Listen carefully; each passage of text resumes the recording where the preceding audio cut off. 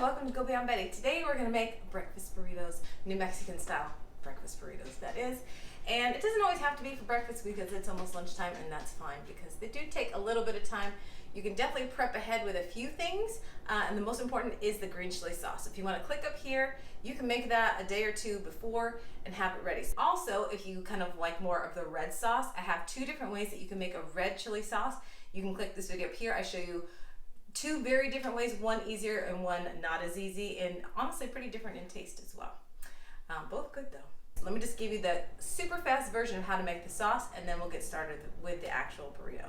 So the sauce is a small onion, any kind of onion, chopped up really finely, sauteed in any kind of fat that you like, then add in some green chili. So I only use frozen, really hot green chili. So I'm probably only going to use a couple tablespoons. Depending on what you can get your hands on, you might need to adjust. Again, we take whisks in the kitchen, so you might want more, you might want less. After we kind of get that sauteed together, we're going to add in some beef broth, which I've already got my kettle hot, and the Better Than Bouillon paste, and then a can of chopped tomatoes.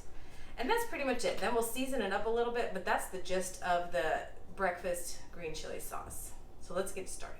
So now that we have our green chili sauce coming up to temperature, we've already added the cornstarch slurry to it so that we can get it a little bit thicker.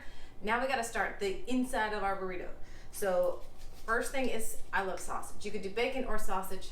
Most people don't do both, but I just have a standard breakfast pork sausage. I'm going to get that going in the smithy.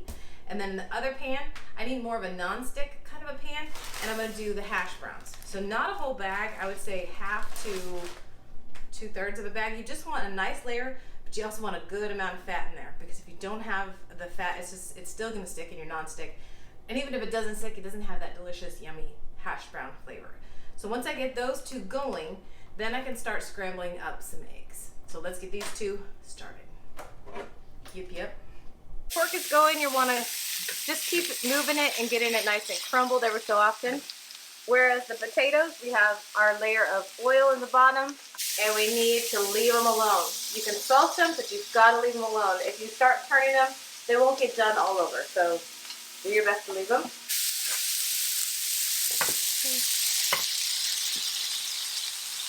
For scrambled eggs, I tend to do about 2-ish per person per burrito, and it depends on the kind of tortilla you have. The tortillas I'm using today are smaller.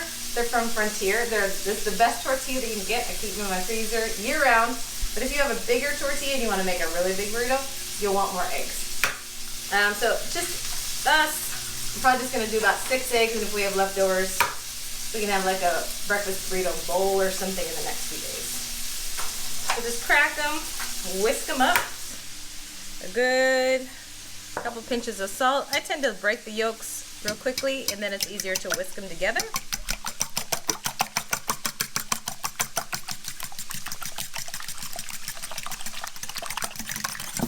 Alright, and then this can just wait on standby until our sausage is done. So once the sausage is out, I did leave the oil in here. It's going to help us with our eggs. Pour them in. Don't start stirring them around. Leave them alone for a minute. And have it on a fairly low heat. I've got mine on a 2 right now. Meanwhile, you can start checking on your hash browns. I think they still need to be left alone. They're not even brown on the edges yet, so keep leaving these alone. Every so often, I just kind of give them a little move, and you're going to pick up all those little yummy bits from the sausage.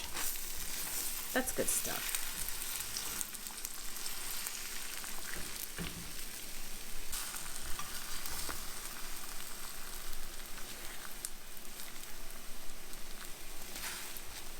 Alright, looking at the bottom of our hash browns, they're starting to get nice and golden brown. You won't be able to move the whole thing. You could kind of break it up into quarters, but as long as you get most of it flipped, you're doing good. It's very hard to get that whole perfect looking hash brown.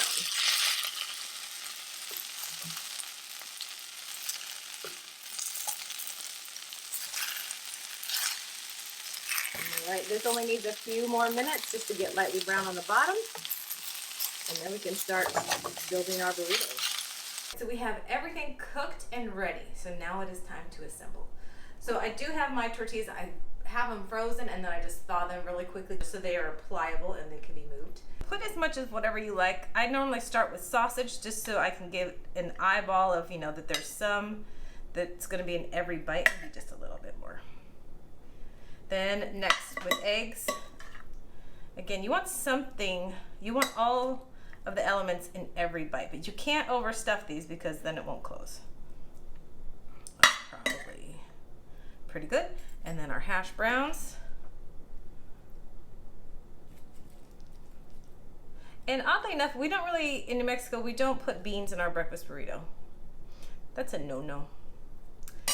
A little bit of cheese, not a ton, because most of the cheese is going to go on the outside. And same with the sauce, just a little bit of sauce on the inside, but most of it's going on the outside.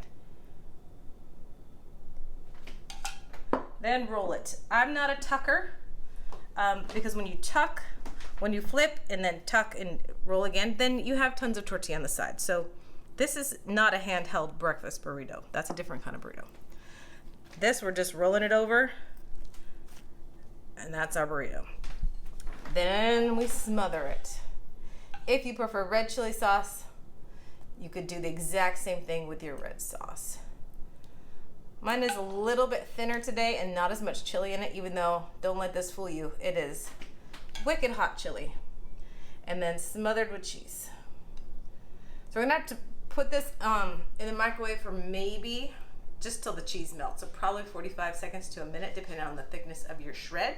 And then it is ready to go. So you typically have kind of an assembly line, and then everyone's in the microwave for 1 minute, and then it is perfect. There you have it, your New Mexican green chili breakfast burrito.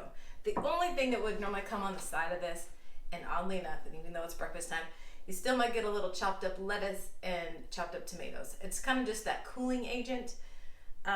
We don't typically use sour cream with anything in breakfast, lunch, dinner. Game on with the sour cream. I don't know why we have all these unwritten rules. You do whatever you want, whatever makes you happy. But I hope you enjoy making some breakfast burritos with your family someday. It takes every burger that you got, but it's so worth it. It is like the best way to start your day. So thank you for joining me at Go Beyond Betty, where you are taking lists in the kitchen. We'll see you again next time. Bye.